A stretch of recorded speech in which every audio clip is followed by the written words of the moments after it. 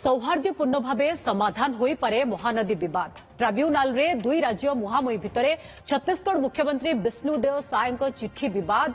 समाधान दिगरे आशा सृष्टि करिछि। मुख्यमंत्री मोहन माझी चिठीर उत्तर दे विष्णुदेव साय कहते सौहार्द्यपूर्ण भाव महानदी जल विवाद समाधान कराजिबाकू उद्यम करा जाउछि। एने ओडिशार मुख्यमंत्री देइथिबा प्रस्ताव पाइथिबा मध्य से लिखिछन्ति।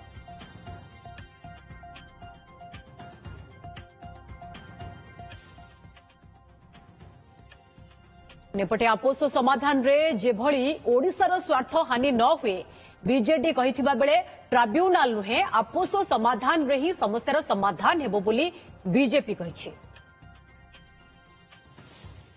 आमे डिमांड करूछु जे एथिरे जो कथा सुक्त पटनायक लिखिथिले जे आमे यार हमर ओडिशार कोन कोन या भितरे जो आपोष कथावार्ता रे ओडिशार स्वार्थ जेमति सैक्रिफाइस न हुए कोन कोन ता भितरे अछि एवं कौन कौन सरकार आगौछन्ति एवं कौन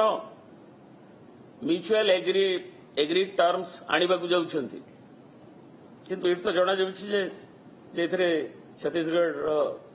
मुख्यमंत्री जो चिठी लिखिछन्ति से रिसिप्ट चिठी पाइले ताकू कन्सिडर करिवे। तेणु केबे सुधा ए विषय स्पष्ट आभिमुख्य हो एवं मान्यवर मुख्यमंत्री ओडिशा से विषय कहवा दरकार एवं से जो चिठी देखी को बिंदु पर आधारित होगी महानदी जल विवाद समाधान होगापाई ओडिशार आभिमुख्य कौन रखी से संपर्क में स्पष्टोक्ति दबा दरकार। आमे विगत सरकार जो माने ये इश्यू को उठे कहते छत्तीसगढ़ सब बैरेज कले डैम कले आम पानी नहीं गले आमे कौन कले ओडिशा सरकार से समय गोटे बैरेज गोटे योजनार विधानसभा उत्तर देले कौन योजना आमर ना योजना ना तो पुणी करमती पानी तो समुद्र को पड़ोचे खूब शीघ्र तार समाधान रास्ता बाहर ट्रिब्यूनाल तो केस जो ट्रिब्यूनाल माध्यम आज जो डेट अच्छी डेट पर डेट हम डेट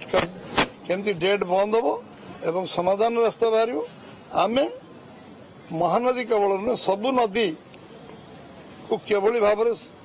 संजयीकरण करवा नदी में केमती जलसेचन व्यवस्था पर्याप्त हम से प्रक्रिया बहुत आगे जाइए खूब शीघ्र से व्यवस्थार समाधान होगा जाऊँचे।